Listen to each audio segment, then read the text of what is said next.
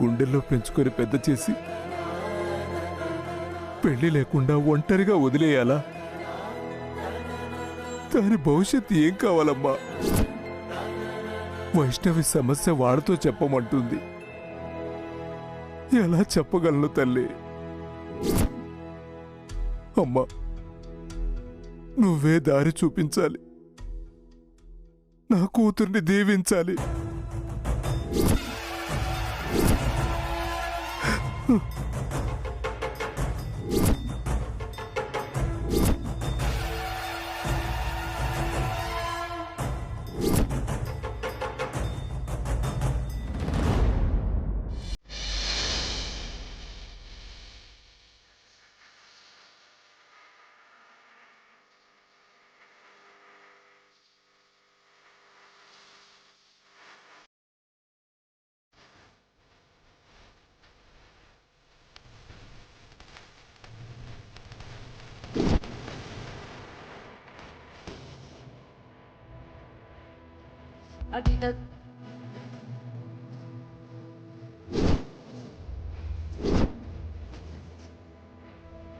వారి జాక్షమందు వైవాహికమందు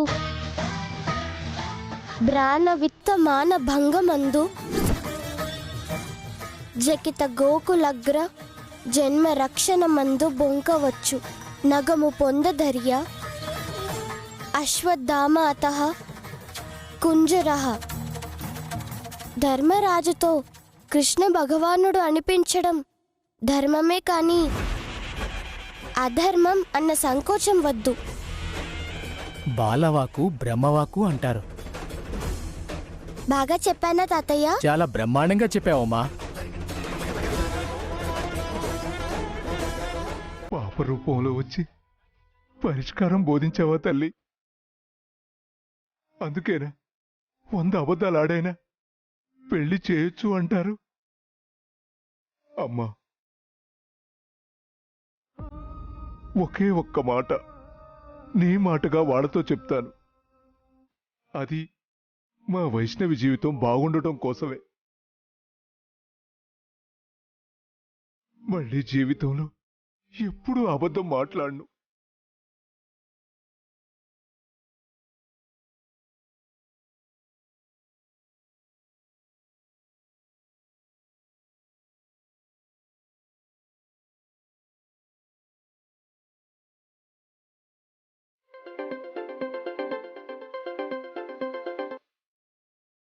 హలో, ఎవరు? నమస్కారం అమ్మా, నేను వైష్ణవి తండ్రి రాఘవరావుని. ఆ, మీరు వచ్చినప్పుడు తను రాను అన్నందుకు మన్నించండమ్మా. మన్నింపులతో నా మనవడి ఆరోగ్యం ఏమైనా కుదుట పడుతుందా? మా దుఃఖం ఏమైనా తీరుతుందా? అమ్మా, ఇక దుఃఖపడాల్సిన పనిలేదు. శేఖర్ ఆరోగ్యం కుదుటపడే మాట చెప్పడానికే ఫోన్ చేశాను. అవునా? అదేంటి రాఘవరావు గారు? మా వైష్ణవి శేఖర్ని పెళ్లి చేసుకోవడానికి ఒప్పుకుందమ్మా. రాఘవరావు గారు, మీరు చెప్పేది నిజమా? అమ్మవారి సన్నిధిలో ఉండి చెప్తున్నానమ్మా. అమ్మవారి మాటగా తీసుకోండి. మా వైషు ఒప్పుకుందమ్మా. కానీ చిన్న సమస్య. ఆ సమస్య ఏంటో చెప్పండి. అది చాలా బాధపడుతుందమ్మా. తప్పు అని పశ్చాత్తాపడుతుంది. సమస్య లేదు, పశ్చాత్తాపం లేదు. వైష్ణవి ఒప్పుకోవడమే మా వరం, అదృష్టం. ఇక ఎలాంటి అనుమానాలు మనసులో పెట్టుకోవద్దని చెప్పండి. వెంటనే వైష్ణవిని తీసుకుని మా ఇంటికి వచ్చేయండి. నా మనోడు తను వస్తేనే గాని కళ్ళు తెరవడయ్యా. అలాగేనమ్మా. అమ్మ లేక లేక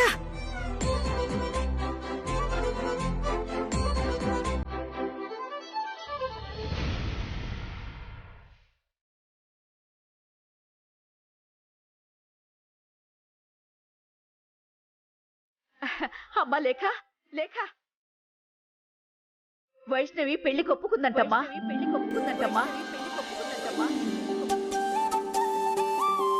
భగవంతుడా,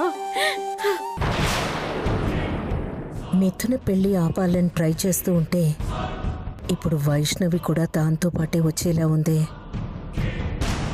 రాఘవరావు గారిని వైష్ణవిని తీసుకుని మన ఇంటికి రమ్మన్నాను. ఇప్పటిదాకా ఒప్పుకోంది, ఇప్పుడెలా ఒప్పుకుందట? ఎలాగోలా ఒప్పుకుంది. నీకేంటే కంఠశోష? ఒప్పుకుంది. అదే మాకు 10,000. చూడు రేఖ, నువ్వు ఏ ఉద్దేశంతో ఇదంతా చేసినా మాకు మంచే జరిగింది.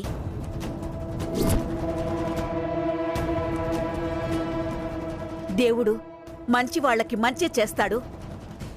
నీ జీవితంలో ఇదొక్కటే నువ్వు చేసిన మంచి పనిగా మిగిలిపోతుంది.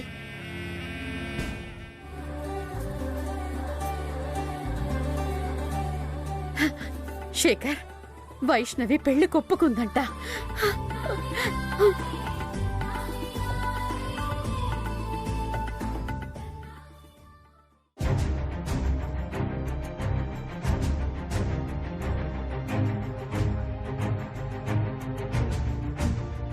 అమ్మా వైషు,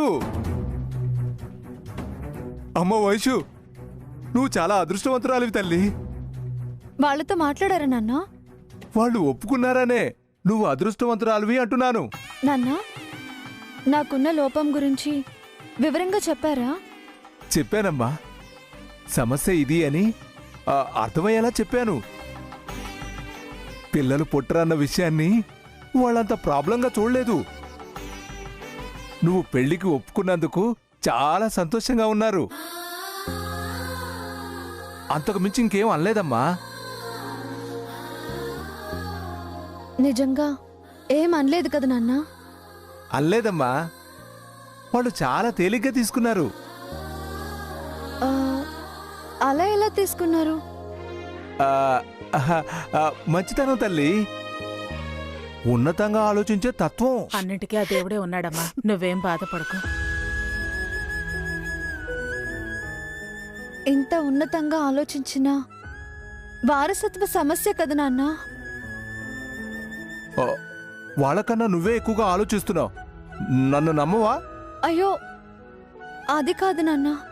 చూడమ్మా, వాళ్ళకి నీ మీద అభిమానం ఉంది. రేపటి పిల్లల గురించి పట్టింపే లేదు. నువ్వంటే ఇష్టం కష్టాన్ని భరించేలా చేసిందమ్మా. ఆ శేఖర్కి నువ్వంటే ప్రాణం తల్లి. తనిప్పుడు పాపం ఇబ్బందుల్లో ఉన్నాడు కదా, అందుకనే ఒప్పుకొని ఉంటారు. నాకు పిల్లలు పుట్టరని తెలిసి కూడా నన్ను ఒప్పుకున్నారంటే